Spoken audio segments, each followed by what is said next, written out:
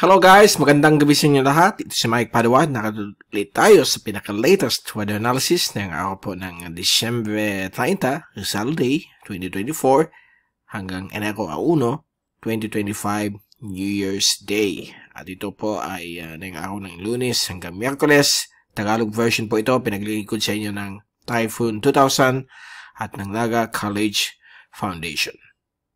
At bago tayo magsimula, gusto kong pasalamatan ang ating partners, ang Aboitiz Power, Bank of the Philippine Islands Sustainable with You. Yung interested, click lang po ang link dito.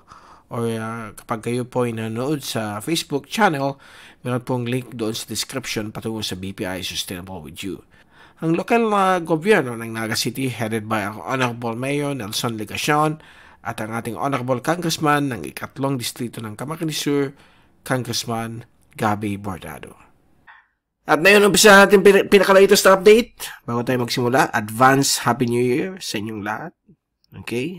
Let's hope na ang 2025 ay maging mabuti po sa inyong pamilya, sa inyong buhay. At sana maswerte tayong lahat. At sana ang 2025 ay free ng mga landfalling typhoons. Sana hindi po tayo tamaan. Although hindi natin maalis yan. Ang importante ay lagi tayong handa at resilient enough sa mga ganitong kalamidad.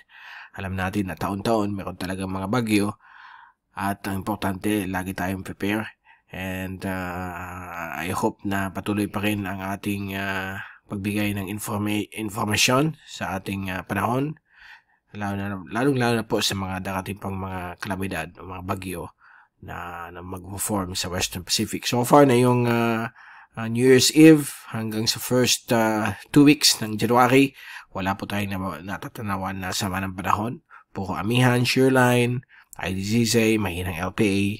Yan lamang po ang kalagayan ng ating panahon sa mga sunod na 2 linggo. At nagsimula na rin lumalakas yung hanging amihan. Pero na yung araw na ito, hanggang sa darating pong January 4 or 5, medyo nandoon lamang po sa may dulong Hilagang Luzon. Ito po yung latest GovSat natin, 48 hour na ginawa kahapon hanggang bukas po ito. At nakita ninyo yung amihan, apektado pa rin ang area po ng Eastern at Northern Luzon. But sa araw na ito ay nandito na po sa may, kahapon ito, okay? So sa araw na ito, nandito na po sa may bahagi po ng dulong Hilagang Luzon, sa may Batanes, Babuyan at coastal areas ng Ilocos Norte at dito po sa may northern portions ng West Philippine Sea hanggang dito sa may coastal areas ng Southern China, Hong Kong area.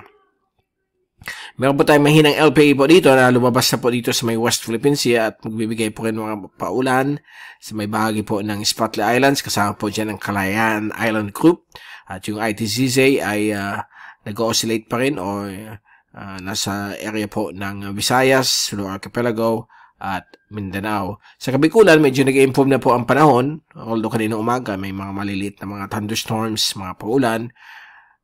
Medyo on and off po siya.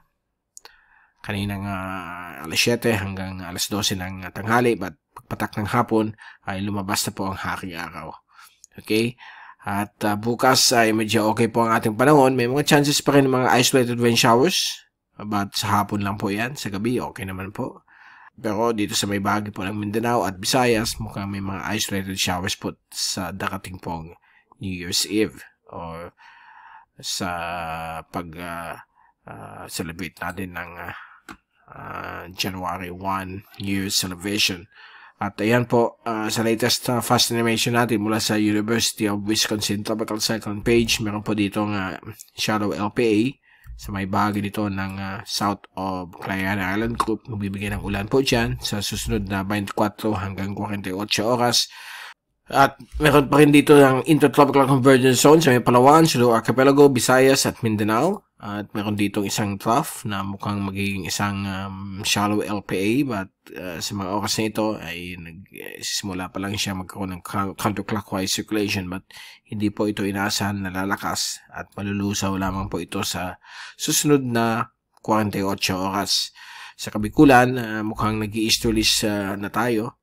May mga showers pa rin inaasahan, but mababa po ang tsansa bukas po sa darating pong New Year's Eve. Sa January 1, mukhang magkakaroon po mga ulan. Papakita natin sa inyo ang latest wind at pressure rain forecast mamaya lamang. Dito pang zoom in satellite animation. So may mga thunderstorms pang dito sa may area po ng Kalayaan na Island Group. Gabi na po na yun ng December 30 or yung Lunes ng gabi. Ayan po. May mga malalakas na thunderstorms po dyan. Dito po sa Kabikulan, medyo naghina na po ang mga thunderstorms at meron na lang po dito sa may area po ng Sorsogon at dito sa may northwestern portions ng Camarines Norte. May mga pailan pa rin mga maliliit na mga thunderstorms dito po sa may Northern Quezon at Southern Quezon area. Sa may Visayas, meron po yung mga maliliit na showers. Ganyan din po dito sa may bahagi po ng Mindanao, lalo po sa may Zamboanga Peninsula. May mga localized thunderstorms at ganyan din po dito sa may area po ng Soxagen. At sa ating latest sa wind at pressure forecast mula sa European model, bukas po ng December 31. Bukas po ng New Year's Eve, meron po ditong shallow LPA at natili po dito ang hangin amihan sa may dulong hilagang Luzon. Samantala dito sa atin ay mukhang magbabalik tayo sa easterlies. Okay? Dito sa may bahagi dito ng Palawan ay yung intertropical convergence zone. So bukas po yan. At sa nakating na unang araw po ng January 2025 o next year. Okay? Ay makita po natin na yung hangin amihan ay naka-concentrate lang po sa may dulong hilagang Luzon. At sa Huwebes, January 2, ay mukhang hina pa ng bahagya dito. Okay, nanatili pong stationary yung shallow LPA po dito sa may south of the Spratlys. At easterlies naman po dito sa may bahagi po ng eastern portions ng Kabikulan, Visayas at eastern Mindanao. Sa ating rain forecast ay nakita po natin bukas po ng 31 hapon hanggang gabi ay mukhang may mga thunderstorms po dito sa area po ng Visayas at Mindanao. Ng Bicol medyo okay except for sa may Bundok Peninsula at Camarines Norte. Pero pagdating po ng hating gabi, pag-celebrate natin ng New Year's Eve celebration, ay mukhang may mga showers pa rin na inaasahan, but dito lamang po sa may area po ng Eastern Visayas at northern tip ng Cebu.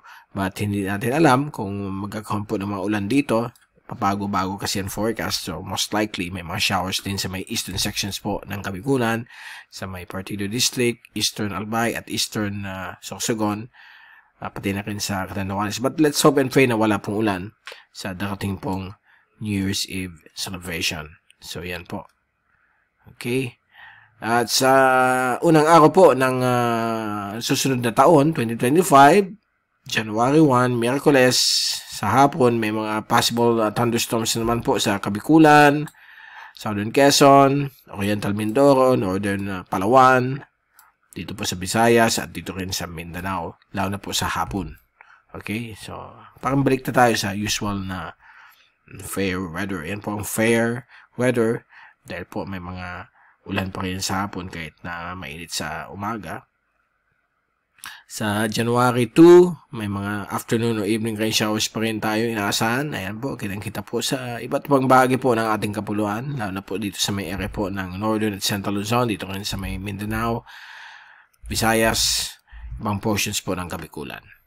So, ang 24-hour rainfall accumulation forecast, sunod na 24 oras, bukas po sa New Year's Eve ay mukhang okay naman po ang weather sa Luzon. May mga small chances na ng mga pag-ulan.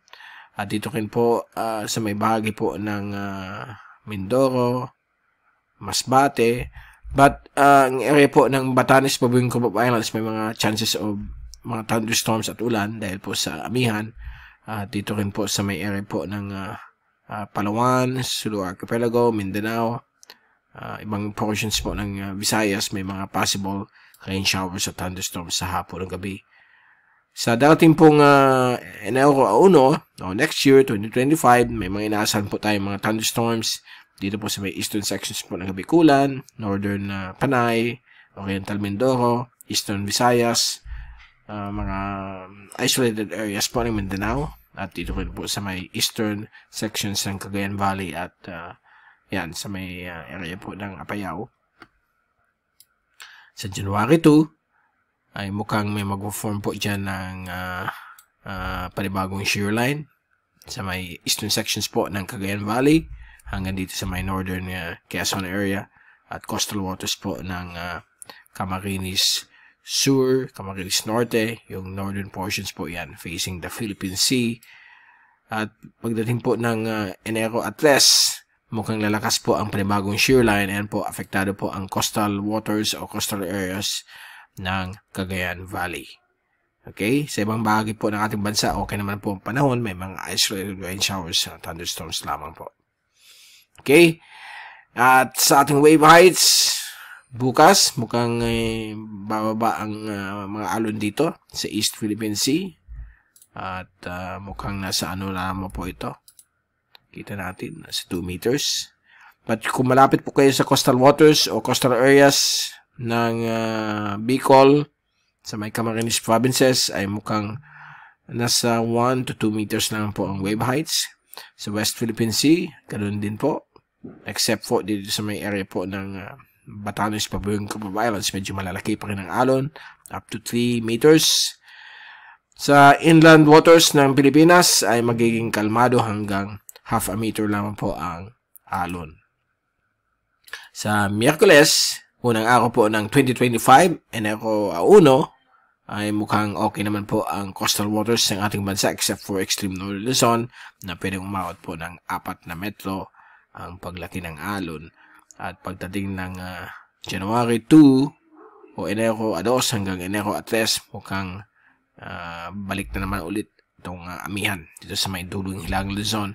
Ang ibang bahagi po ng dagat ng Pilipinas ay magiging kalmado hanggang half a meter naman po ang laki. Okay, light. So, suitable po ito para mangisda at mag sea travel. Dito po sa may East Philippine Sea at West Philippine Sea, mula 0.5 hanggang 2 meters naman po ang laki ng alon. So, maganda po para magbiyahe sa dagat at mag-fishing. Okay? Ito lang bahagi po ng dulong Hilagang Luzon ang medyo panganib po sa mga mangingisda at mga sasakyan pang dagat. So, yan po ang pinaka-latest natin update ngayong araw po ng Rizal Day, December 30. At babalik ulit tayo sa next year na po, Enero 1 o 2. At magbibigay tayo ng pinakaunang updates for 2025. This is Mike Padua magpapaalam. Mag-ingat po tayong lahat. #WeatherWiser. Happy New Year! Advance Happy New Year sa inyong lahat. At sana ang 2025 ay patuloy maging biyaya po sa inyong lahat. At sana po maging malakas pa rin ang pag-ibig, okay? Ang pag-ibig, ang harmony, yung pagkakaroon po ng mapayapang daigdig, okay? So, yan po ang win-wish natin. At sana lagi tayong prepared sa mga ganitong preparado sa mga ganitong kalamidad. We'll see you again for another new year. Another new updates sa buong 2025 at papatuloy natin ang ating updates sa ating website typhoon2000.ph, Mike Mr. Typhoon Padua, sa Facebook po yan at sa ating YouTube channel Mr. Typhoon. So maraming salamat po sa pagsuporta ninyo, pag follow sa ating channel at God bless po sa inyo lahat.